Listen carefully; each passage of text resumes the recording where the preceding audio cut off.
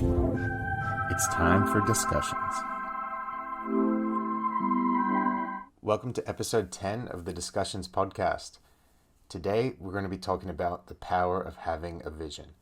Now, don't be afraid if you don't have a clear vision that you can picture in your mind right now of where you want your future to be, because we're also going to cover how you can create that vision and some tools that you can use to bring that vision alive of what you want to have in your future. So firstly, I want to talk about why would you have a vision? And I'm reminded of the book that was co-written by 50 Cent and Robert Greene, who on his own wrote the 48 Laws of Power. And Robert Greene pointed out that 50 Cent was so confident in himself.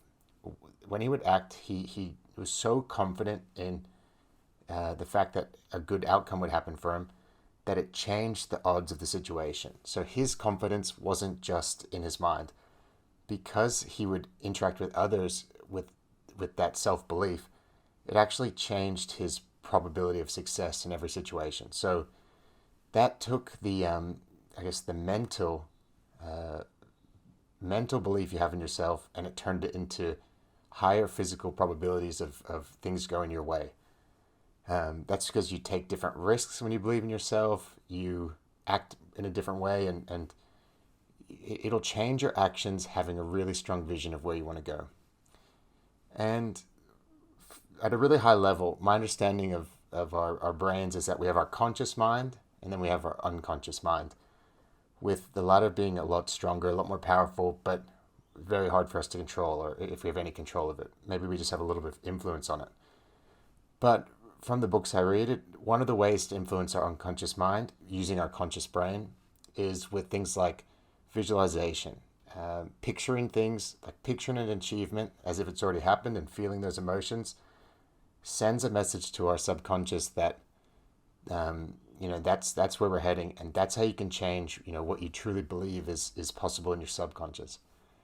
Also, things like self-talk and affirmations, that sort of thing. These are the tools that our conscious brain has to influence that more powerful subconscious brain. And it ties into what we're talking about today, because having a clear vision in your mind of where you want to end up, and if you think about it enough and think about it strongly enough, I can almost say it will definitely impact your subconscious brain, and it's going to change your subconscious reactions. I like to think of the subconscious reactions as like if you got scared by something, you jump away from it before your brain had a chance to consciously process what it was and why it was dangerous. So the subconscious is always working. And through a strong vision, you can get it working even better for you. So, how to come up with a vision? Firstly, we'll cover that in a couple minutes. But when you have your strong vision, it's not just good enough to just do it once, to write it down once, or to think about it once.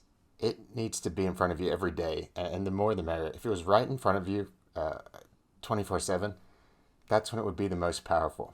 So a lot of people have vision boards in their rooms. A lot of people will have it in their minds. Some people might say a certain mission statement or affirmation to themselves every day. And I've explored all of these, and I found one that worked really well for me, and it wasn't any ones that I just listed. What worked for me was I tried to create a vision board, but it wasn't really strong enough. I just took some pictures from the internet, put it onto a PowerPoint slide, and saved it as a photo. And it didn't really work for me. So next, I tried to draw my vision. I thought if I draw it and create it, I'm more a part of it, and I can really make it tied to my emotions and be really strong. But my drawing skills weren't up to scratch, and it didn't look very good. So because it didn't look very good, it didn't inspire me very much, and it wasn't a very accurate vision. So then I came up with a new way, a way that's worked really well for me as someone. I like to think of myself as having a strong visual memory, and this tied in really well to that. I went to a stock footage website, typed in all of the things that are related to my goals, and I took short clips for each of my goals, and I turned it into like a 4 or 5 minute video. So I had a 4 to 5 minute video of everything I wanted to achieve. And then I just did a voiceover on it. And I announced my goals and overlaid that on top of the footage. So now I've got this 4 or 5 minute video that shows me visually everything that I want to achieve in my life, and why I need to take these risks, etc. And it also has my own voice talking to me, saying, you're doing this because of this, and you're definitely capable of making this happen. So I don't know why, but that just influences me very strongly. That's a method that worked well for me. Feel free to take a piece of that for yourself, or some version of that, or think creatively with how you create your vision.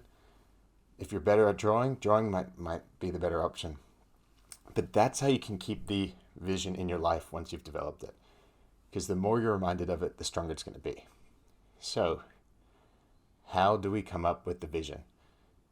We've mentioned this previously in our first episode, but when you want to come up with a vision, one simple way is to take a blank piece of paper, write down everything you want to be. So let's say you write down 10 things you want to be. I want to be stronger, I want to be faster, etc. Whatever is your goals. Then you say 10 things you want to have. I want to have this house. I want to have this car. I want to have these items. Then you think, what do I want to learn? And you write down 10 things you want to learn. I want to learn Spanish more, etc. And you kind of go on like that. Who do I want to be around, etc. So you write down everything that you want under those different variations. Then you go through that list of 20 or 30 or 50 things, and you think, if I could only have one thing on this list, what would it be? And that's probably part of your key vision. Then you go through that list again. If I could only have one more thing, what could it be?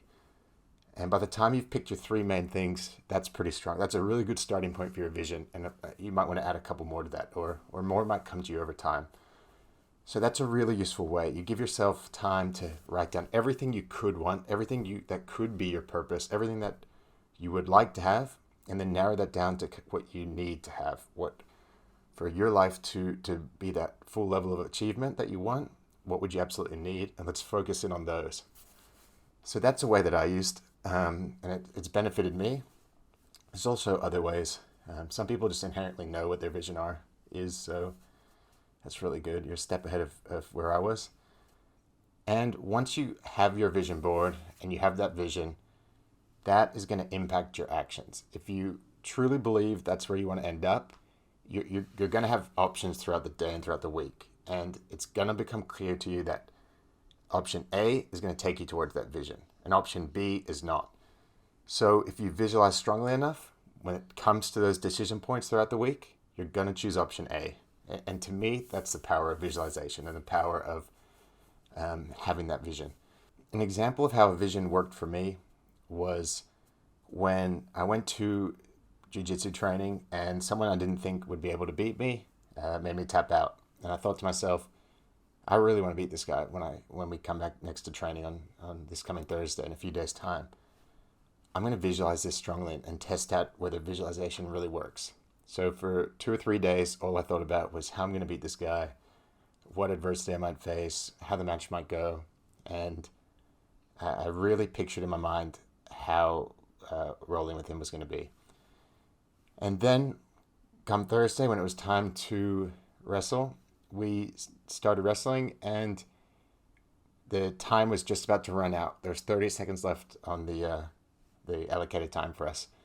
And I think he had the better position. I was thinking, I think it went through my head, there's no way I'll be able to beat him with this time left.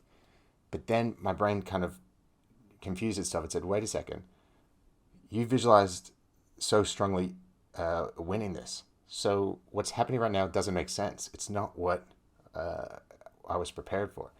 That's kind of what my brain was thinking, because I just remember thinking, wait a sec, this is wrong. I'm supposed to be winning this match. I've got 30 seconds left. Let's risk it all. So I changed positions and went for a risky move, and I landed it, and I tapped him out with seconds left. But that feeling of my brain kind of not believing reality, the brain was basically like, this isn't right. We've visualized how this should be going. So make that happen. And that's a really micro example of it. But throughout your life, there could be greater examples, whether it comes to starting a business, whether it comes to changing jobs, whether it comes to finding the right one for a relationship. If you visualize strongly, it's going to help you make those stronger decisions, just like it helped me make that slightly riskier decision in that split-second moment.